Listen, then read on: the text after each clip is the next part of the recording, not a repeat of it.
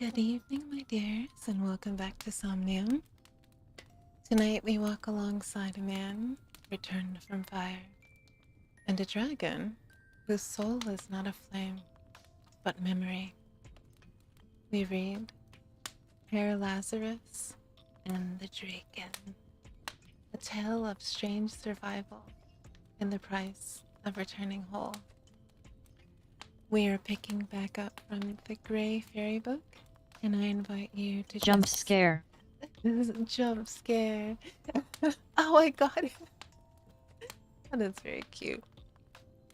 Tonight I invite you all to relax alongside the sound of my voice while we read this short fairy tale.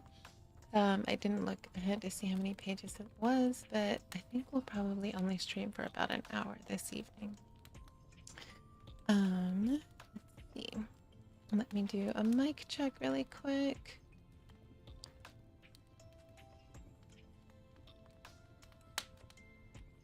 Testing, testing.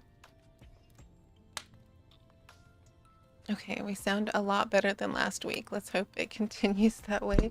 Please let me know if my voice starts to sound off at all, or if you cannot hear very well. And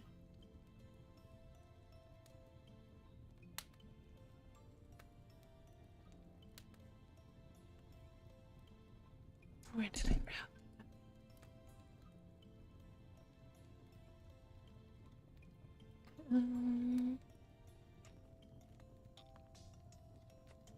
Did you have a nice little nap, dear?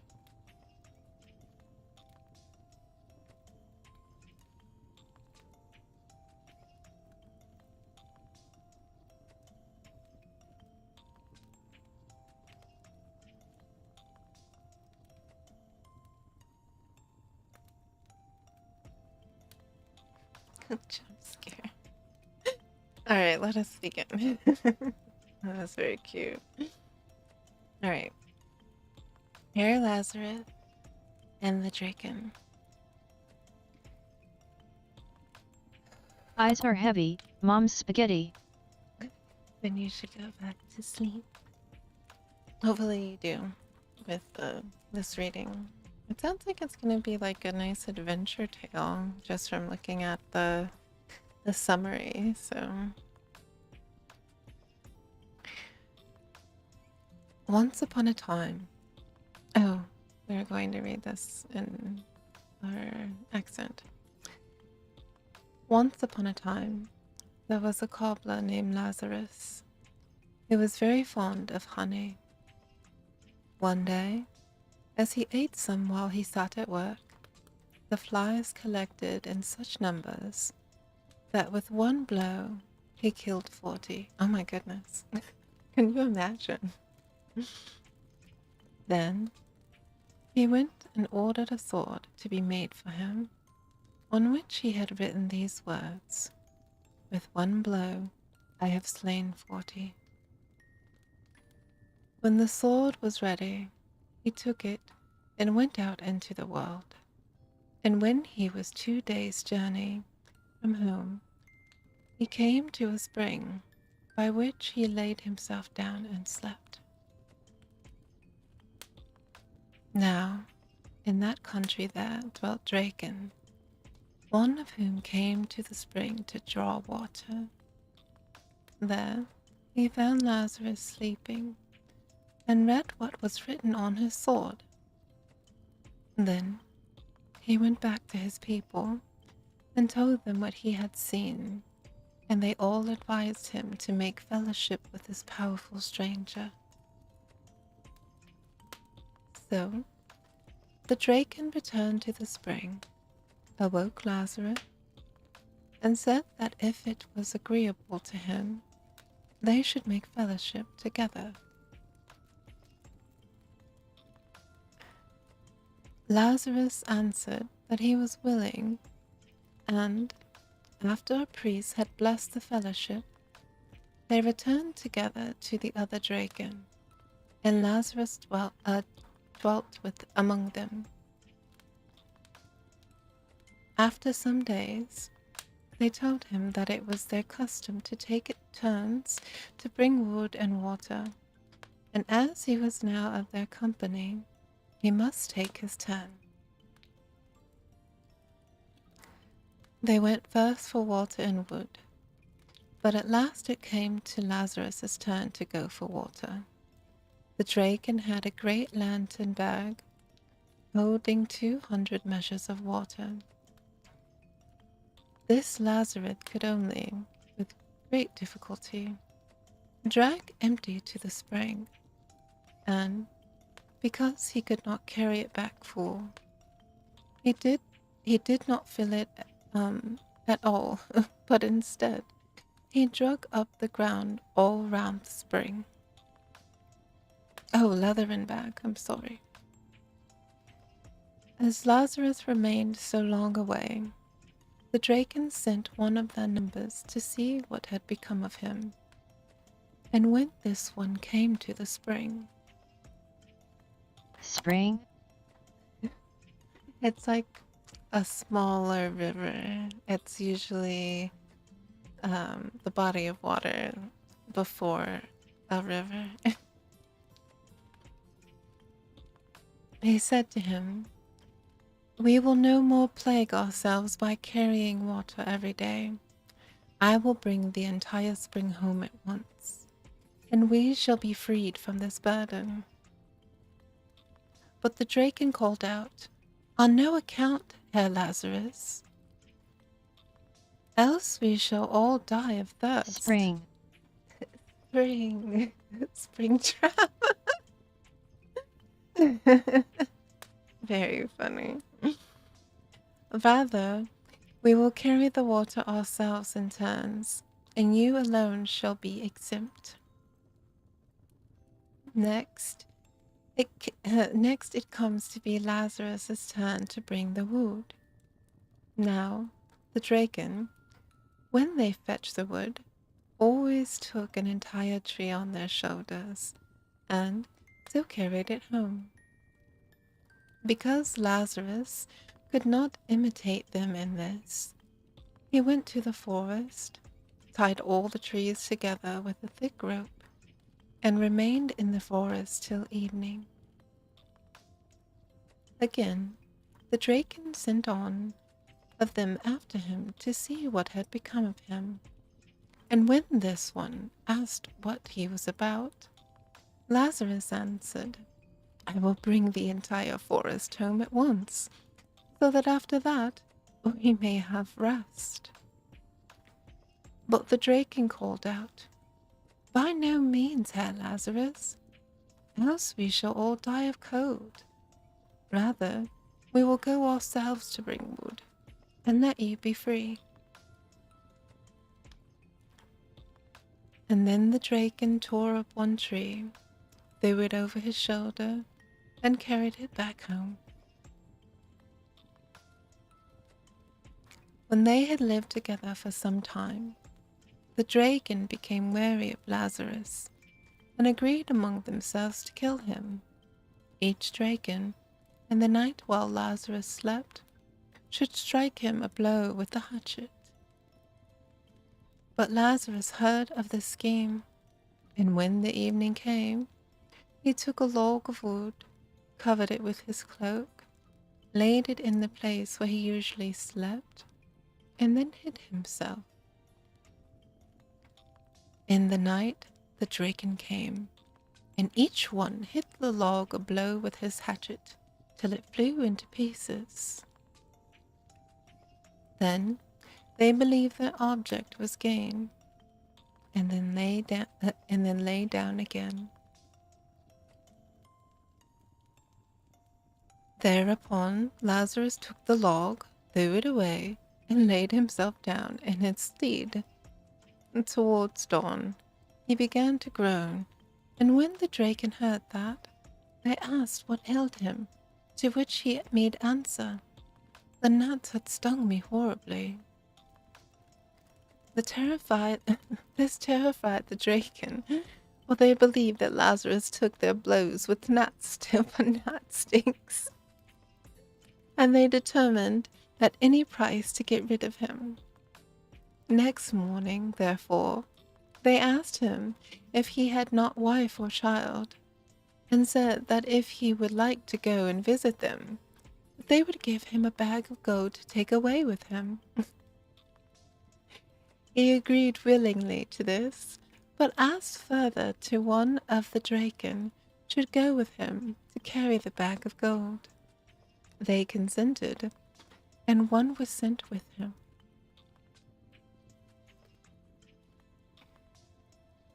When they had come to within a short distance of Lazarus's house, he said to the Draken, "Stop here, in the meantime, for I must go in.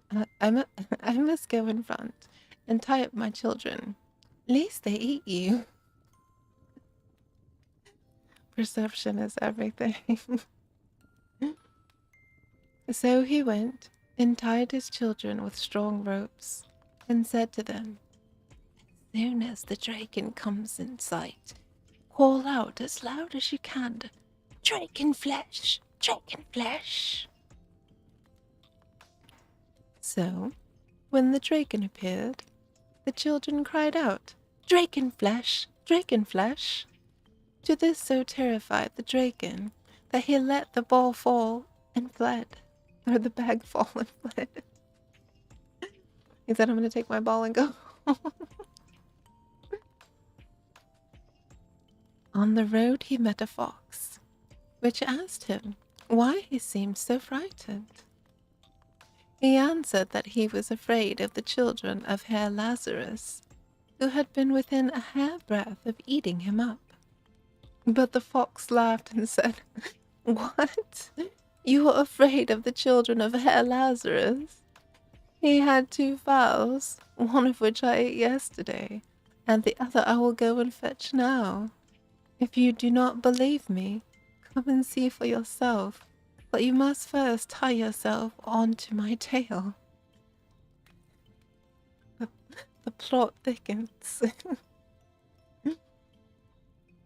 The Draken then tied himself onto the fox's tail, and went back thus within to Lazarus's house, in order to see what it would arrange.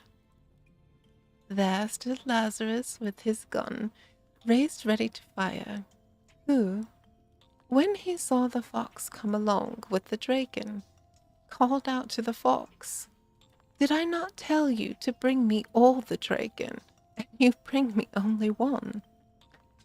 When the Draken heard that, he made off to the roundabout at once, and ran so fast that when Lazarus had got quit of the Draken, he built himself with their gold a magnificent house, in which he spent the rest of his days in great enjoyment. Oh, the end. He was smarter than the average bear. Oh, I guess we'll go on to the next one then. The story of the Queen of the Flowery Isle. Oh, that sounds very pretty.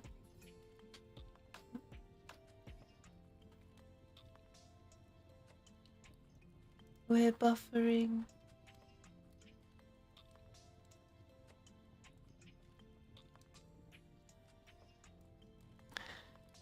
There once lived a queen who ruled over the Flowery Isles, whose husband, to her extreme grief, died a few years after their marriage. On being left a widow, she devoted herself almost entirely to the education of 2 charming princesses, her only children. The elder of them was so lovely that as she grew up, her mother greatly feared she would excite the jealousy of the Queen of all the Isles, who prided herself on being the most beautiful woman in the world, and insisted on all rivals bowing before her charms. In order to gratify her vanity, she had urged the king, her husband, to make war on all the surrounding islands, and as his greatest wish was to please her, the only condition he imposed on any newly conquered country was that each princess of every royal house should attend his court as soon as she was 15 years old and do homage to the transcendent beauty of his queen. The Queen of the Flowery Isles, well aware of this law, was fully determined to present her daughter to the proud queen as soon as her 15th birthday was past. The queen herself had heard a rumor of the young princess's great beauty and awaited her visit with some anxiety, which soon developed into jealousy, for when the interview took place, it was impossible not to be dazzled by such radiant charms, and she was obliged to admit that she had never beheld anyone so exquisitely lovely. Of course, she thought in her own mind, except myself, for nothing could have made her believe it possible that anyone could eclipse her. But the outspoken admiration of the entire court soon undeceived her, and made her so angry that she pretended illness and retired to her own rooms, so as to avoid witnessing the princess's triumph. She also sent word of the Queen of the Flowery Isles that she was sorry not to be well enough to see her again, and advised her to return to her own state with the princess, her daughter. This message was entrusted to one of the great ladies of the court, who was an old friend of the Queen of the Flowery Isles, and who advised her not to wait to take a formal leave, but to go home as fast as she could. The Queen was not slow to take the hint, and lost no time in obeying it. Being well aware of the magic powers of the incest queen, she warned her daughter that she was threatened by some great danger if she left the palace for any reason whatever during the next 6 months. The princess promised obedience, and no pains were spared to make the time pass pleasantly for her. The 6 months were nearly at an end, and on the very last day, a splendid fete was to take place in a lovely meadow near the palace. The princess, who had been able to watch all of the preparations from her window, implored her mother to let her go as far as the meadow, and the queen, thinking all risk must be over, consented, and promised to take her there herself. The whole court was delighted to see the much-loved princess at liberty, and everyone set off in high glee to join the fete. The princess, overjoyed at being once more in the open air, was walking a little in advance of her party, when suddenly the earth opened under her feet and closed again after swallowing her up. Uh-oh.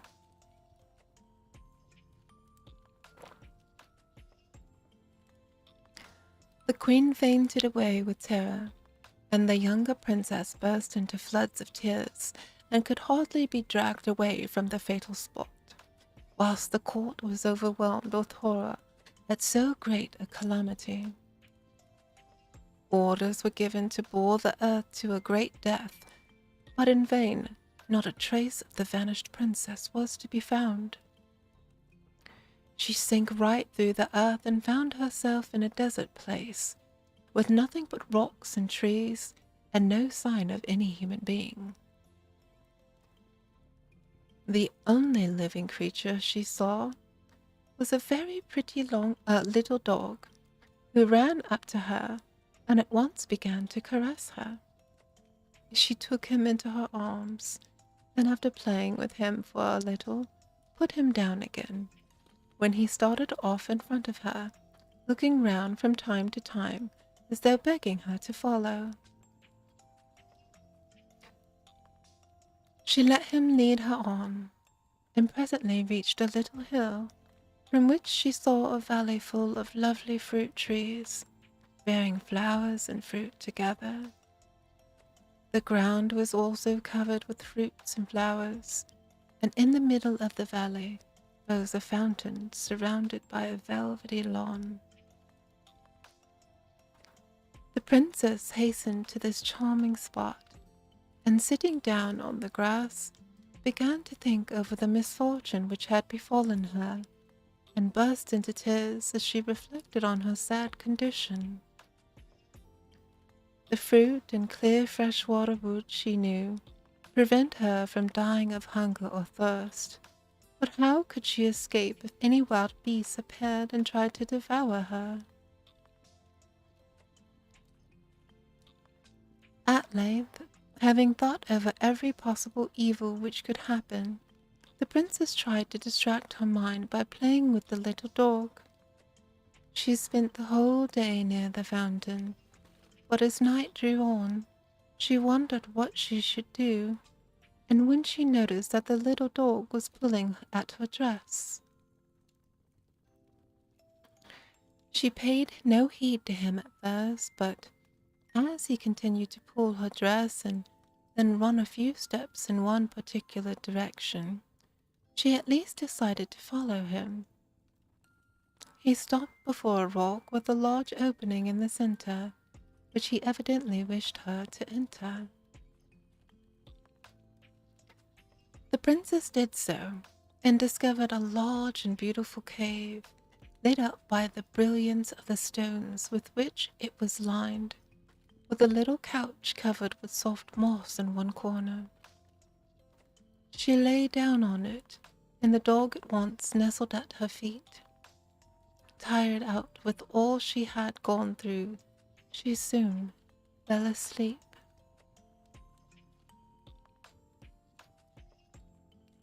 Excuse me.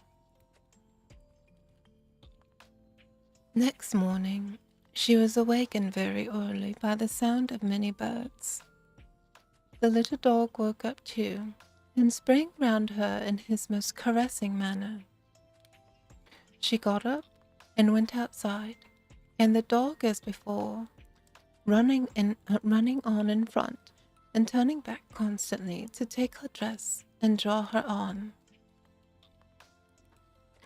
She let him have his way, and he soon led her back to the beautiful garden where she had spent part of her day the day before.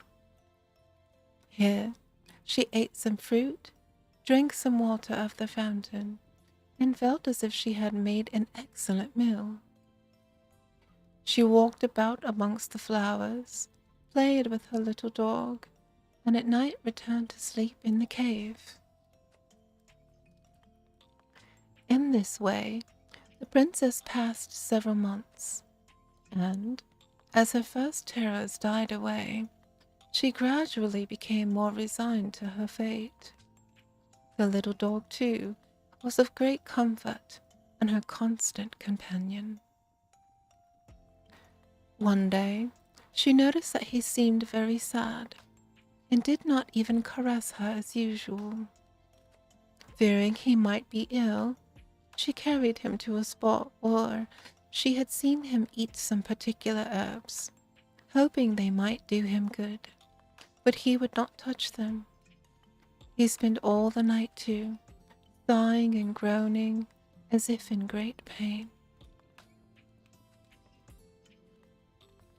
At last, the princess fell asleep, and when she awoke, her first thought was for her little pet, but not finding him at her feet as usual, she ran out of the cave to look for him. As she stepped out of the cave, she caught sight of an old man who hurried away so fast that she had barely time to see before he disappeared. There was a fresh surprise and almost a greater shock as the loss of her little dog, who had been so faithful to her ever since the first day she had seen him. She wondered if he had strayed away or if the old man had stolen him. Tormented by all kinds of thoughts and fears, she wandered on, when suddenly she felt herself wrapped in a thick cloud and carried through the air. She made no resistance, and before very long found herself, to her great surprise, in an avenue leading to the palace in which she had been born. No sign of a cloud anywhere.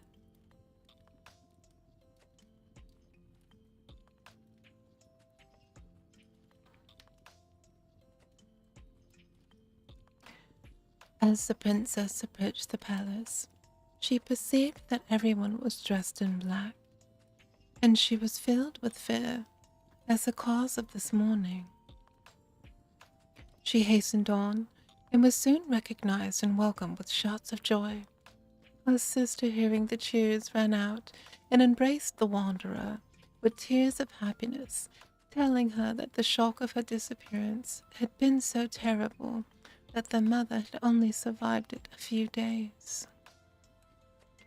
Since then, the younger princess has worn the crown, which she now resigned to her sister, to whom it by right belonged. But the elder wished to refuse it, and would only accept the crown on condition that her sister should share in all the power. The first act of the new queen was to do honor to the memory of her dear mother, and to shower every mark of generous affection on her sister. Then, being still very grieved at the loss of her little dog, she had a careful search made for him in every country, and when nothing could be heard of him, she was so grieved that she offered half her kingdom to whoever could restore him to her. Many gentlemen of the court, tempted by the thought of such a reward, set off in all directions in search of the dog, but all returned empty-handed to the queen, who in despair announced that since life was unbearable without her little dog, she would give her hand in marriage to the man who brought him back. The prospect of such a prize quickly turned the court into a desert, nearly every courtier starting on the quest. While they were away, the queen was informed one day that a very ill-looking man wished to speak with her. She desired him to be shown in a room where she was sitting with her sister. On entering her presence, he said that he was prepared to give the queen her little dog if she, on her side, was ready to keep her word. The princess was the first to speak. She said that the queen had no right to marry without the consent of the nation, and that, on so important an occasion, the General Council must be summoned. The queen could not say anything against this statement, but she ordered an apartment in the place to be given to this man, and desired the council to meet on the following day. Next day, accordingly, the council assembled in great state, and by the princess's advice, it was decided to offer the man a large sum of money for the dog, and should he refuse it, to banish him from the kingdom without seeing the queen again. The man refused the price offered, and left the hall.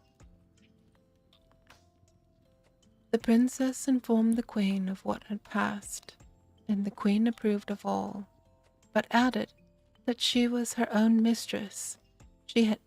Added that as she was her own mistress, she had made up her own mind to abdicate her throne, and to wander throughout the world till she had found her little dog.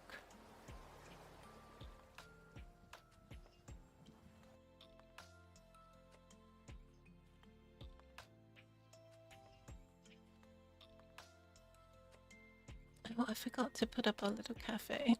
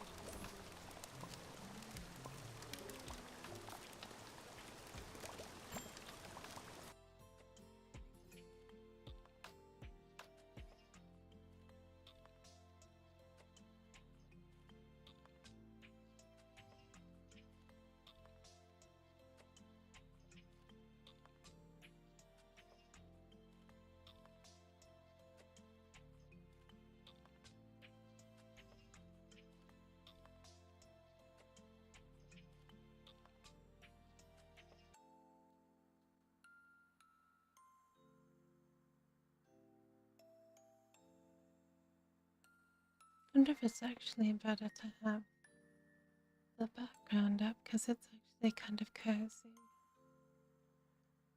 It goes through different seasons, but then you can't see through anything, so then it's kind of meh. I think that's okay. There we go.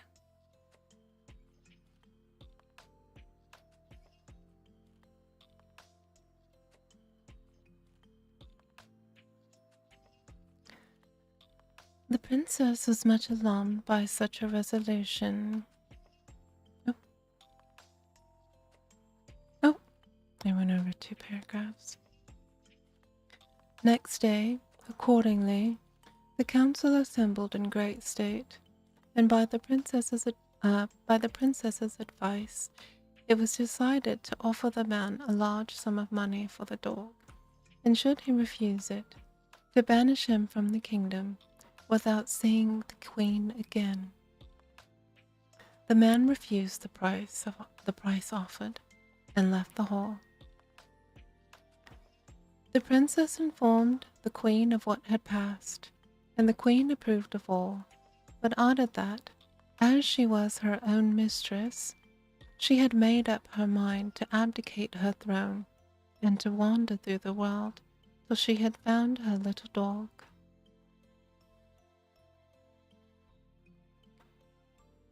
The princess was much alarmed by such a resolution, and implored the queen to change her mind.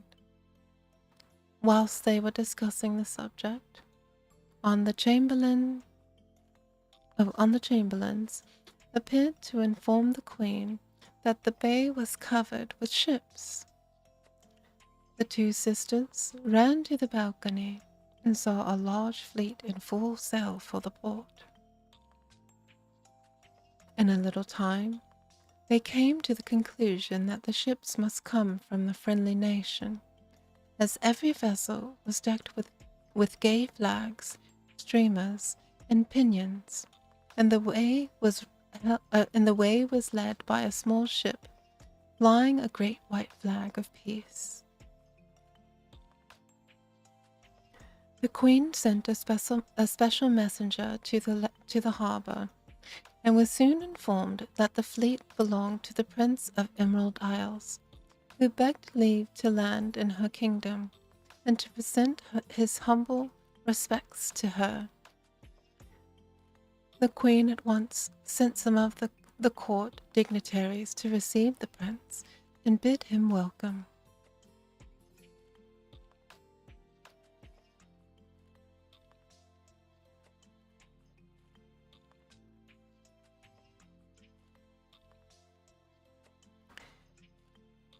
She awaited him, seated on her throne, but rose on his appearance and went a few steps to meet him. Then begged him to be seated, and for about an hour kept him in close conversation.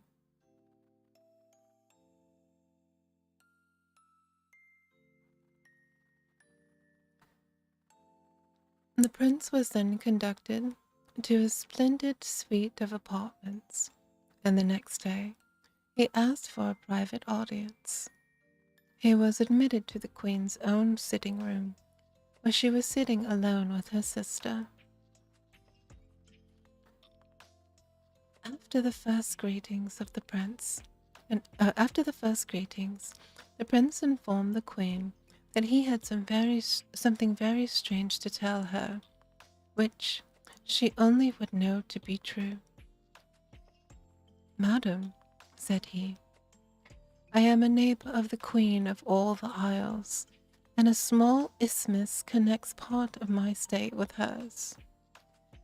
One day, when hunting the stag, I had the misfortune to meet her, and not recognizing her, I did not stop to salute her with all proper ceremony. You, madame, know better than anyone how vengeful she is, and that she was also a mistress of magic. I learnt both facts to my cost. The ground opened up under my feet, and I soon found myself in a far distant region, transformed into a little dog, under which shape I had the honor to meet your majesty. After 6 months, the queen's vengeance not being yet satisfied, she further changed me into a hideous old man, and in this form I was so afraid of being unpleasant in your eyes, madam, that I hid myself in the depths of the woods, where I spent 3 months more. At the end of that time, I was so fortunate as to meet a benevolent fairy who delivered me from the proud queen's power and told me all your adventures and where to find you. I now come to offer you a heart which has been entirely yours, madame, since first we met in the desert." A few days later, a herald was sent through the kingdom to proclaim the joyful news of the marriage of the Queen of the Flowery Isles with the young prince. They lived happily for many years and ruled their people well. As for the bad queen, whose vanity and jealousy had caused so much mischief, the fairies took all her power away for punishment. The end.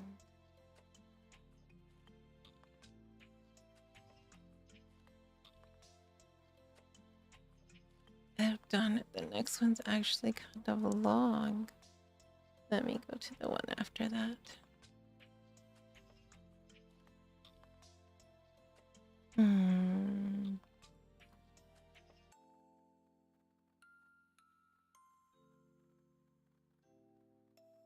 Oh, that one's very long.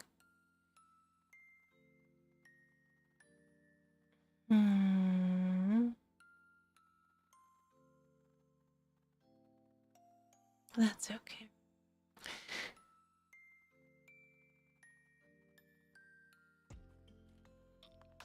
I really like the Grey Fairy book. It has a lot of really beautiful fairy tales in it. And I think most people are used to like the Grimm's fairy tales. But I think these are equally nice, but I don't think, or at least it doesn't seem to be as popular or known. The next one after this one is called Udia and her 7 brothers.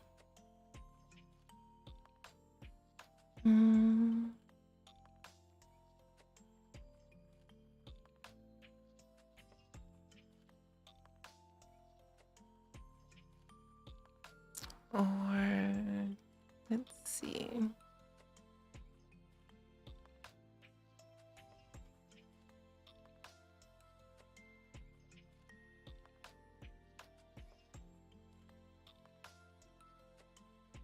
And then the one after that is the White Wolf.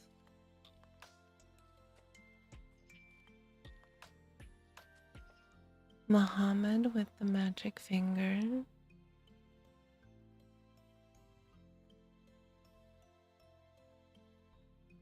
That's the next long one. We might do that one next. Bobino. The dog and the sparrow. Oh, that one's actually very quick.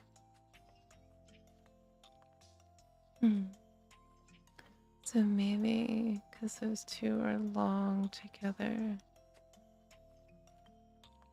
Muhammad and the magic finger, and then the short two after that should fit within an hour. So we'll bookmark it there.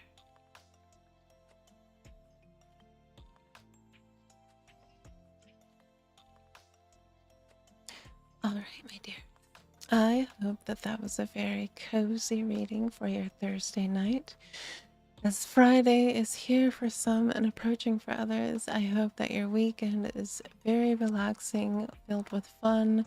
Your brain can be emptied of any worries or heaviness within the world, and that you can just allow yourself to have some time to decompress from the world. So, until next week, I bid you adieu, my dears. Sweet dreams, Oyasumira, as we like to type. And I will see you. Oyasumira. I will see you another day. Sweet dreams. Mwah.